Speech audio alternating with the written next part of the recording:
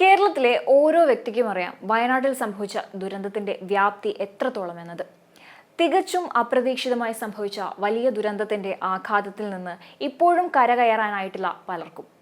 വലിയൊരു ആഘാതമേറ്റ് നടുങ്ങിപ്പോയ വയനാടിന് താങ്ങായി കേരളത്തിലെ നിരവധി സംഘടനകൾ രംഗത്തെത്തിയിരുന്നു. വയനാട് പുനരധിവാസത്തിന് വേണ്ടിയുള്ള തുക സമാഹരിക്കുന്നതിൽ സർക്കാരും മറ്റ് സന്നദ്ധ സംഘടനകളും രാപ്പകലില്ലാതെ പ്രവർത്തിച്ചിരുന്നു. ക്രൗഡ് ഫണ്ടിംഗ് പോലെയുള്ള പദ്ധതികൾ, അതുപോലെ മറ്റ് മാതൃകാ പ്രവർത്തനങ്ങളും പല രാഷ്ട്രീയ പാർട്ടികളും നടത്തിയിരുന്നു. വയനാട് പുനരധിവാസത്തിന് വേണ്ടിയുള്ള തുക സമാഹരിക്കുന്നതിൽ ക്രൗഡ് ഫണ്ടിംഗ് പോലുള്ള പദ്ധതികൾ ഏറെ പ്രയോജനപ്രദവുമായിരുന്നു.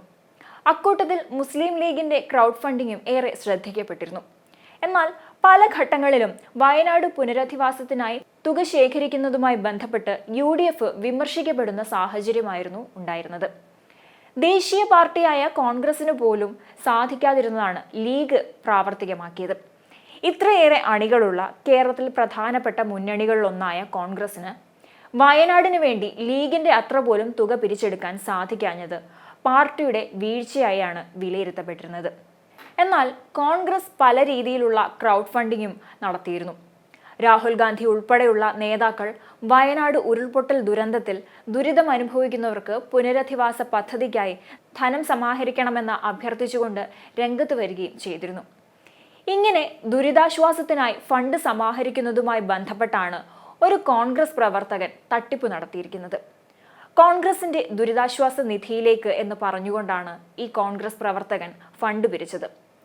കോഴിക്കോട് ചേളന്നൂർ മണ്ഡലത്തിലാണ് ഈ സംഭവം നടന്നത്.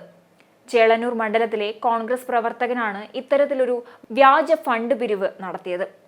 എന്തായാലും വയനാട് ദുരിതാശ്വാസ ഫണ്ടിന്റെ പേരിൽ അനധികൃത പിരിവ് നടത്തിയ കോൺഗ്രസ് പ്രവർത്തകനെ പാർട്ടിയിൽ നിന്ന് സസ്പെൻഡ് ചെയ്തിരിക്കുകയാണ്. ചേളന്നൂർ മണ്ഡലത്തിലെ കോൺഗ്രസ് പ്രവർത്തകനായ PM അനസിനെതിരെയാണ് പാർട്ടി നടപടി സ്വീകരിച്ചിരിക്കുന്നത്.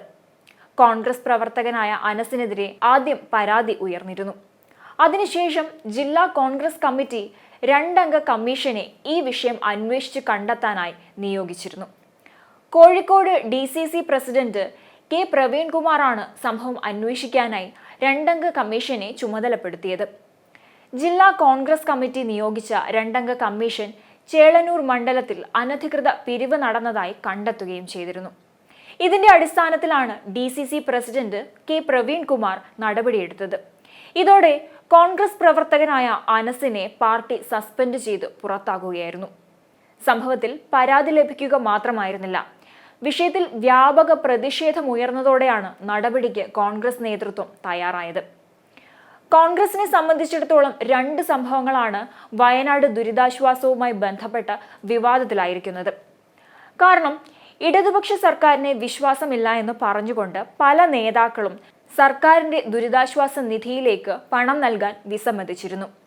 വയനാട് ഉരുൾപൊട്ടൽ ദുരന്തവുമായി ബന്ധപ്പെട്ട് ദുരിതം അനുഭവിക്കുന്നവർക്ക് സഹായം നൽകുന്നതിൽ സർക്കാരിനോട് ചേർന്ന് പ്രവർത്തിക്കാൻ പ്രതിപക്ഷത്തിന് താല്പര്യമുണ്ടായിരുന്നില്ല, അല്ലെങ്കിൽ പ്രതിപക്ഷ നിരയിലെ ചില നേതാക്കൾക്ക് താല്പര്യമുണ്ടായിരുന്നില്ല. ദുരിതാശ്വാസ നിധിയിൽ സർക്കാരിന്റെ ഭാഗത്തു നിന്ന് പല അനധികൃത നീക്കങ്ങളും ഉണ്ടാകുമെന്ന് ആരോപിച്ചാണ് പ്രതിപക്ഷ നേതാക്കൾ ഇതിൽ നിന്ന് വിട്ടുനിന്നത്. എന്നാൽ സർക്കാർ അഴിമതി കാണിക്കും എന്ന് ആരോപിച്ചുകൊണ്ട് മാറി നിന്ന പ്രതിപക്ഷ പാർട്ടിയിലെ പ്രവർത്തകരുടെ ഭാഗത്തു നിന്ന് സംഭവിച്ചതാകട്ടെ ഏറ്റവും വലിയ അഴിമതിയും. ദുരന്തത്തിൽപ്പെട്ടവരെ സഹായിക്കാൻ എന്ന വ്യാജേന വലിയ തട്ടിപ്പാണ് കോൺഗ്രസ് പ്രവർത്തകൻ നടത്തിയിരിക്കുന്നത്.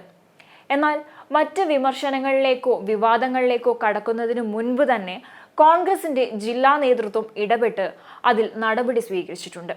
എന്നാൽ സർക്കാരിനെ കുറ്റപ്പെടുത്തിക്കൊണ്ട് സ്വന്തമായി ഫണ്ട് പിരിക്കാൻ ശ്രമിച്ച കോൺഗ്രസിന് ഈ വിഷയത്തിൽ എന്തു മറുപടിയാണ് പറയാനുള്ളത് എന്ന് നോക്കിക്കാണേണ്ടിയിരിക്കുന്നു. അതേസമയം വയനാട് ദുരിതാശ്വാസ നിധിയുമായി ബന്ധപ്പെട്ട് ക്രൗഡ് ഫണ്ടിങ്ങിന്റെ കാര്യത്തിലും ലീഗിനോട് പരാജയപ്പെട്ടു നിൽക്കേണ്ട അവസ്ഥയാണ് കോൺഗ്രസിനുണ്ടായത്. കണക്കുകൾ പ്രകാരം കോൺഗ്രസിനേക്കാൾ കൂടുതൽ തുകയാണ് ലീഗ് സമാഹരിച്ചിരിക്കുന്നത്. മാത്രമല്ല, വളരെ വ്യക്തമായി തന്നെ ഏതൊക്കെ തുക എന്തൊക്കെ കാര്യത്തിന് വിനിയോഗിക്കുന്നു എന്നതിനെക്കുറിച്ചുള്ള വിശദ വിവരങ്ങളും മുസ്ലിം ലീഗ് മാധ്യമപ്രവർത്തകർക്ക് മുന്നിലെത്തി തുറന്നു പറയുന്നുണ്ട്. ഇങ്ങനെ വയനാട് പുനരധിവാസവുമായി ബന്ധപ്പെട്ട വിഷയങ്ങളിൽ കോൺഗ്രസിന് തലകുനിച്ച് നിൽക്കേണ്ട അവസ്ഥയാണ് ഇപ്പോൾ ഉണ്ടായിരിക്കുന്നത്.